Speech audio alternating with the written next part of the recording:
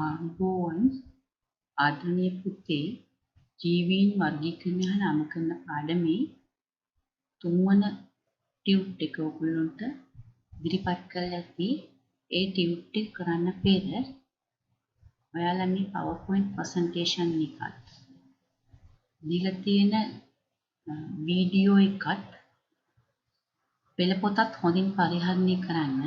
ඊට පස්සේ ටියුට් එකට පිළිතුරු සපයන්න. මේ ස්ලයිඩ් එකට මම කෙටියෙන් මේ පාඩම පිළිබඳ විස්තර කරනවා. වඩාත් හොඳ විස්තරාත්මක එකක් වීඩියෝ එකකින් පෙන්වුම් කරනවා. ඒ සියල්ලම හොඳින් කීප සැරයක් නරඹන්න ටියුට් එකට පිළිතුරු සපයන්න පෙර. ඔයගොල්ලන්ට පේනවා දැන් මේ පාඩමේ අපි කතා කරන්න යන්නේ ඇනිමාලිය රාජධානිය ගැන. මේ ඇනිමල් රාජධානියේ ඉන්න සියලු සත්වයින් ඒ සත්ත්වයන් සියල්ල බහුසෛලිකයි විෂම පෝෂණය. ඒ වගේම මේ සතුන් අපි කාණ්ඩ දෙකකට වෙන් කරනවා පෘෂ්ඨ වංශයෙන් සහ අපෘෂ්ඨ වංශයෙන් කියලා. එහෙම පදනම් ඒක වෙන් කරන්න පදනම් මන නිර්ණායකය වන්නේ හොඳුවට පෙළ තිබීම හා නොතිබීම පදනම් කරගෙන. ඊට අපි මුලින්ම විස්තර කරන්න යන්නේ අපෘෂ්ඨ වංශින් සතුන්. එයාලා කාණ්ඩ ගොඩක් අපි හඳුනාගෙන තියෙනවා. ඒ අතුරින් අපි ඉගෙන ගන්න මෙන්න මේ වංශ පහ ගැන පමණයි.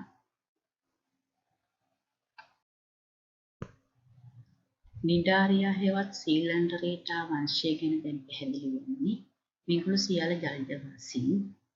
මේගොල්ලෝ සතුන් ගැන ගත්තොත් මේගොල්ලෝ සත්ත්ව ස්වරූප දෙකක් අපි හඳුනා ගන්නවා. එකක් මෙඩුසා ආකාර සහ අනිත් එක රූබා ආකාර. රූබා ආකාරයේ ඔච්චීවිතයක් ගත කරන සත්වයින්. එයාලා ගලකට හරි නැත්නම් සත්වයේගේ කවචයකට හරි සයි වෙලා ජීවත් වෙනවා. මේගොල්ලෝ ජලයේ චලනය වෙමින් ජීවත් වෙනවා. ජලයේ සෙමින් සංචරණය වෙනවා.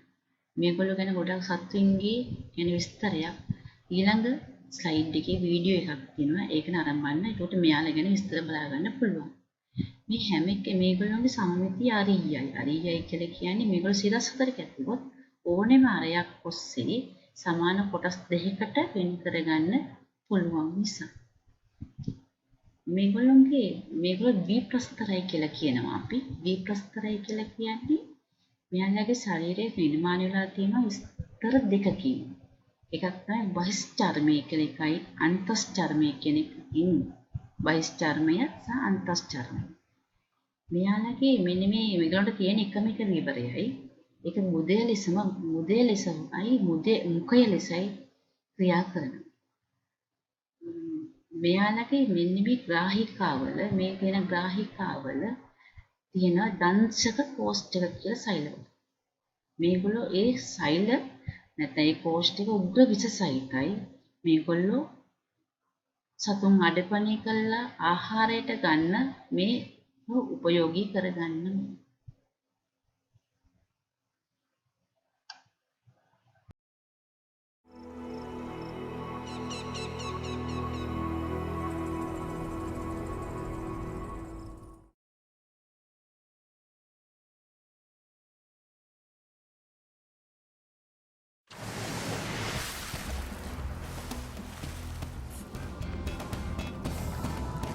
How did animals first evolve the splendid machinery for motion? What creatures gave rise to life's glorious dance?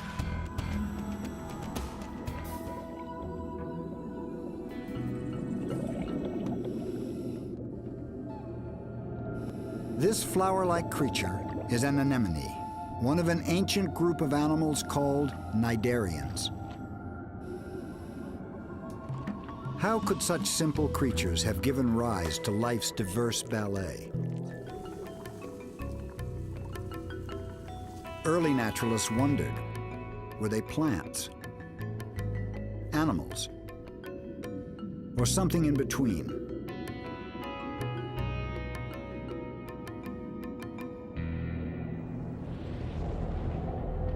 Hundreds of millions of years ago, before animals swam the ocean's waters or scurried along the seafloor, only one group of animals existed. They were sponges. Then creatures far more complex sprang into being and changed the world forever. These were the first cnidarians.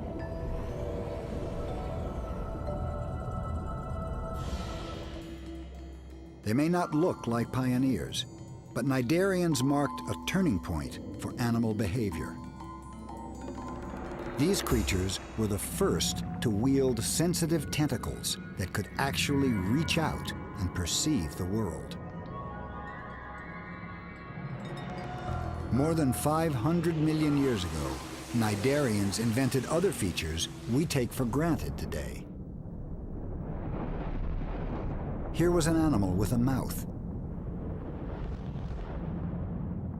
And connected to that mouth, a stomach to digest food.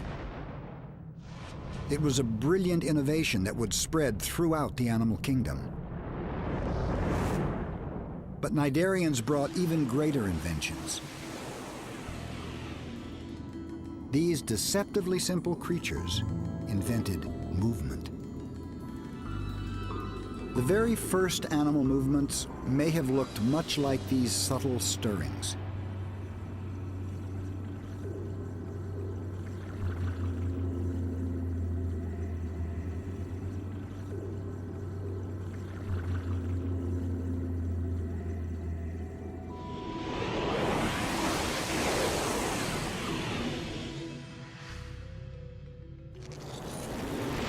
With two sets of muscles, cnidarians can bend in any direction. To control their muscles, they rely on another cnidarian invention, special cells called nerves. Through a set of these nerves, electrical impulses trigger one set of muscles to contract, pushing the animal higher. By contracting the other set of muscles, the animal can flex itself into the perfect pose for snagging food.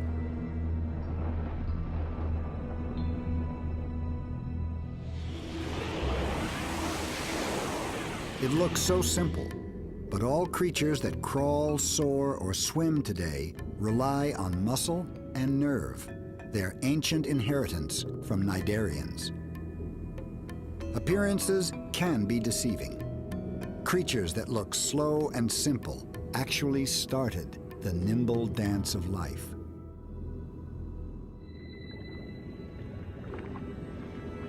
Cnidarians were the first active predators on the planet. Like its ancestors, this anemone may seem docile, but it has tricks for snaring fast-moving flesh. Lining its tentacles are millions of special capsules called nematocysts. Inside the capsules lie thread-like projectiles loaded with deadly poisons. When unleashed, these weapons fire with the acceleration of a rifle bullet. They pierce their target and pump it full of paralyzing toxins. The tentacles must be touched before the weapons can discharge.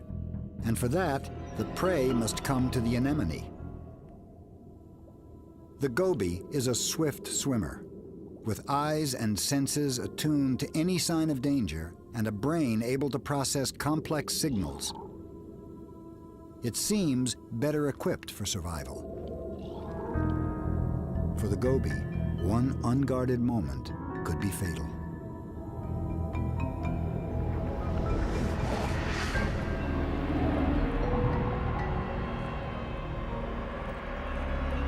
Dragging the fish into its mouth, the anemone devours it with tools invented by its ancient ancestors. The goby will be slowly digested alive.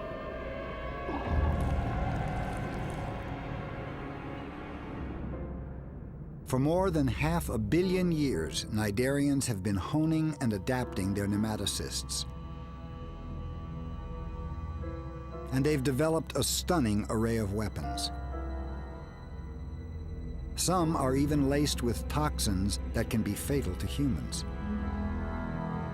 But these barbed projectiles are used for more than capturing food. They are also weapons deployed against their own kind.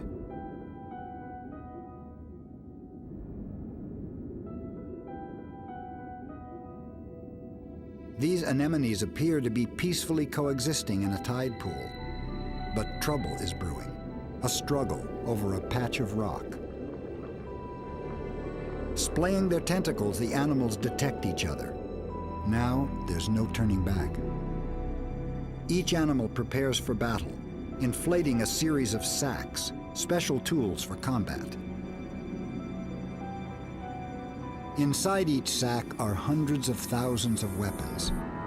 But in order to deploy its weapons, each combatant must reach out and strike its enemy.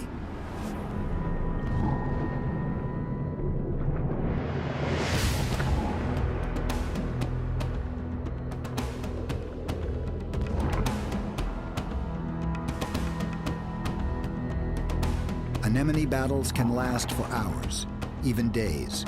The fighting is brutal and can even lead to death. With each strike, thousands of poisonous weapons are unleashed, penetrating flesh, pumping soft bodies full of toxins.